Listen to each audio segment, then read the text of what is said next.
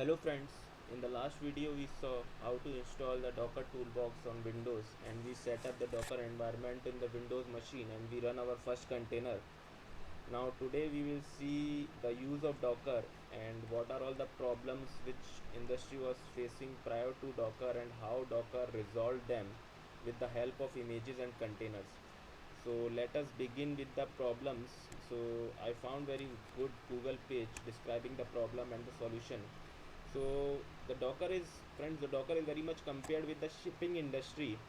So as you can see this image, so prior to 1960, the shipping industry was facing problems to transport different types of good with different types of transporting mediums. So as you can see here, the different types of transporting goods are there, and there was a problem like how to transport these mediums in these different types of transporting mediums, and then loading and then unloading different types of good. So this problem got resolved with the help of the idea of the containerization.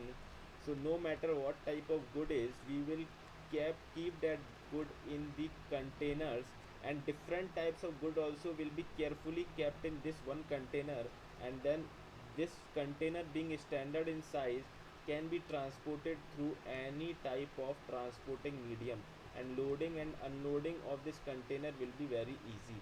So friend, in a similar manner, Docker took this idea and build a container of the software item. So we can see in this image, Docker is a shipping container system for code.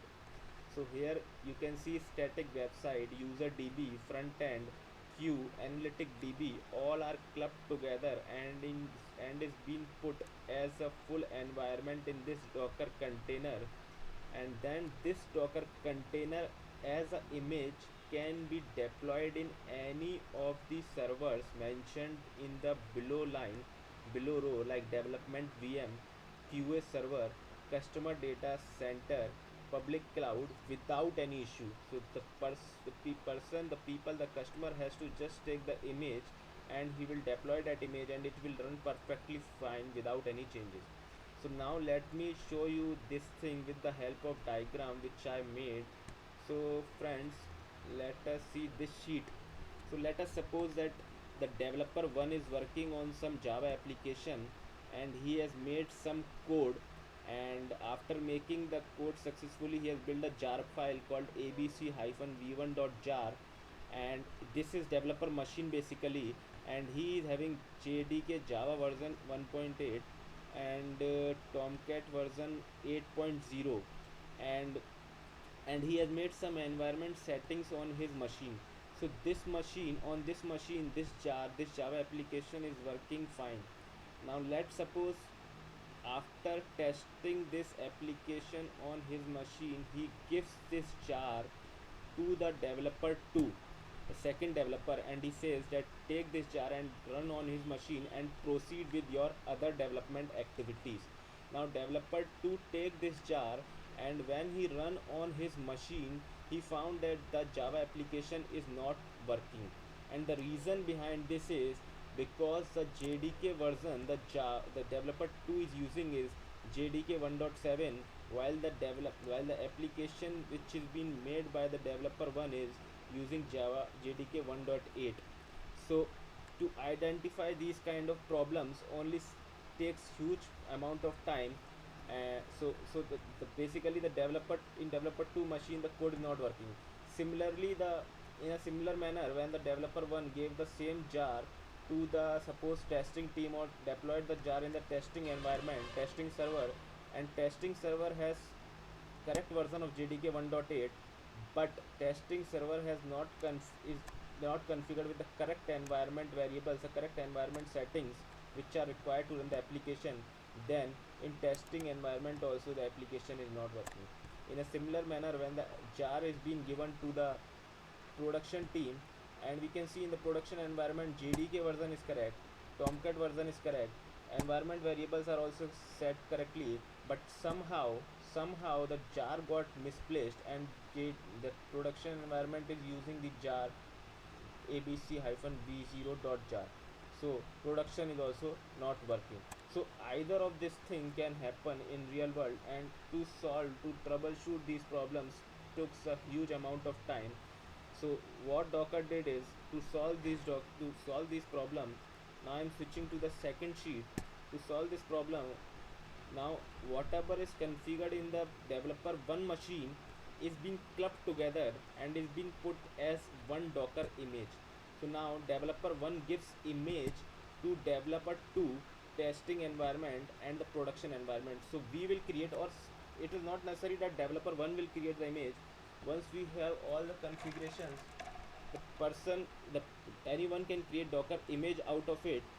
And once the Docker image is created, we can give this Docker image to the developer 2 or the testing environment or the production environment or any machine, any server running in any environment.